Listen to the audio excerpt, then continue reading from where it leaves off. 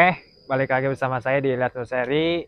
Gimana kabarnya teman-teman? Semoga dalam keadaan selalu sehat, selalu terjaga kesehatannya, dijaga juga pola makannya dan juga prokesnya supaya tetap sehat di keadaan yang seperti ini. Oke, pada kali ini saya ingin sedikit sharing, berbagi tips and trik dan berbagi pengalaman cara perawatan aglonema. Sini yang saya alamin aja lah, ibaratnya yang sekiranya saya pahamin, yang biasa saya lakuin di sini. Ada 4 faktor dan juga ada faktor pendukungnya. Oke, jangan jangan di skip, saksiin terus. Oke.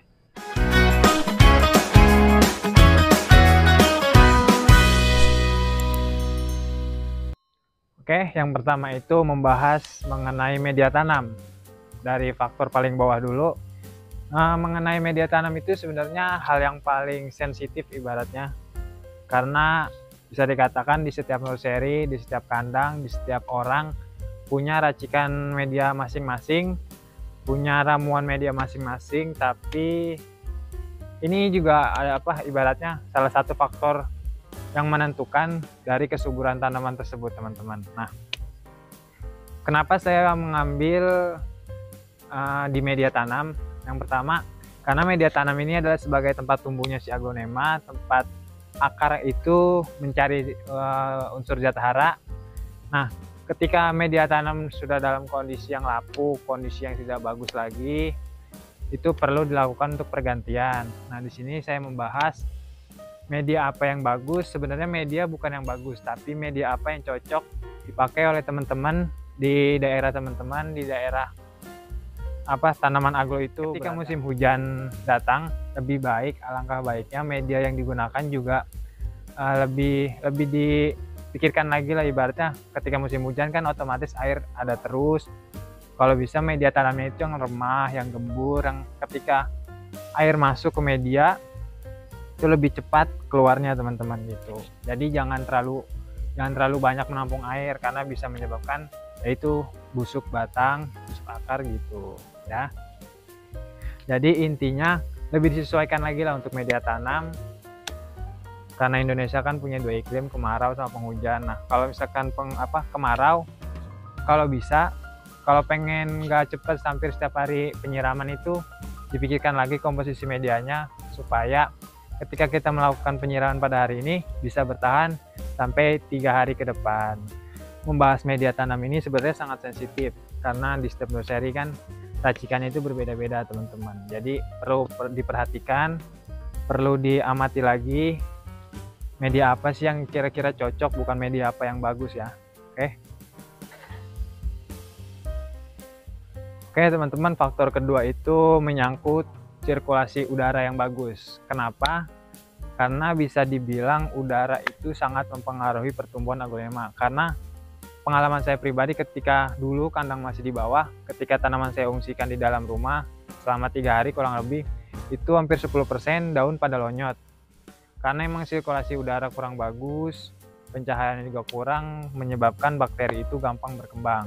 Nah, alhamdulillah ketika di sini, di nursery ini, sirkulasi udara bagus dari pagi sampai pagi lagi juga di sini. Kalau angin kencang, malah di sini pohon pada goyang-goyang, alhamdulillah. Karena ibaratnya kan saya jadi nggak terlalu khawatir lah ketika hujan deras, terus tanaman selalu basah. Tapi kan alhamdulillah sirkulasi udaranya di sini lancar, jadi lebih cepat terurai lah, ibaratnya airnya itu lebih cepat kering dibandingkan ketika udara itu terlalu pengap. Karena sebagian besar ada juga di beberapa nursery, ketika atapnya menggunakan plastik UV, nggak jarang pasti di nursery itu dipakaikan kipas angin karena untuk menunjang sirkulasi udara tersebut.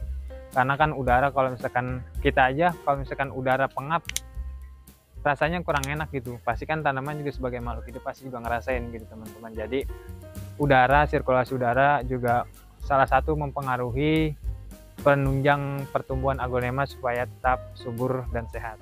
Oke, teman-teman, faktor penunjang ketiganya itu adalah penyinaran matahari yang cukup atau yang bagus lah istilahnya.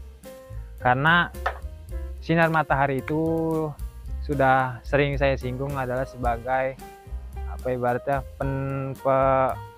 kayak kompor lah untuk si aglonema itu bisa berfotosintesis di daun. Karena misalkan ketika penyinaran mataharinya kurang, tanaman itu saya jamin pasti bakalan daunnya agak sedikit rebah karena kurangnya pasokan makanan yang bisa diproses untuk menjadikan unsur zat hara.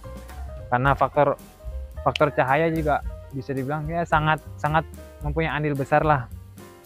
Jadi ketika tanaman ini juga contoh tanaman impor, dia kira-kira baru seminggu lah di sini.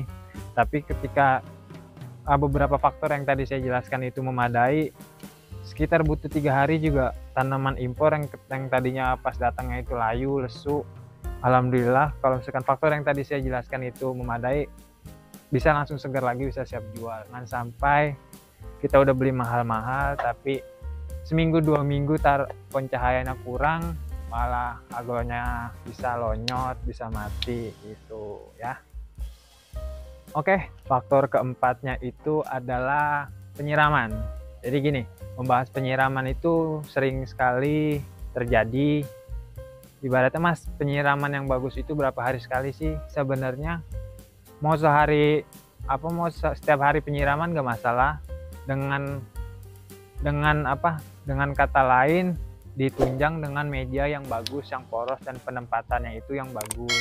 Nah di sini alhamdulillah hampir setiap hari malah kehujanan terus, kepanasan terus, tapi karena faktor pencahayaannya bagus, sirkulasi udaranya bagus, medianya insya Allah bagus, jadi tidak menutup kemungkinan aglo-aglo di sini tumbuh subur teman-teman ya. Jadi jangan pernah berpikir cukup 1 kali siram bisa sampai seminggu, itu jangan, karena aglo itu sebenarnya suka air, tapi dengan catatan faktor pendukungnya memenuhi gitu teman-teman. Oke, semoga ini bisa menjadi sedikit pencerahan bagi teman-teman. Oke, lanjut ke faktor pendukungnya ya. Oke teman-teman, di sini bisa dibilang menurut saya pribadi adalah faktor pendukung lain menyangkut tadi tips and triknya. Faktor pendukungnya yang pertama itu pemupukan yang baik.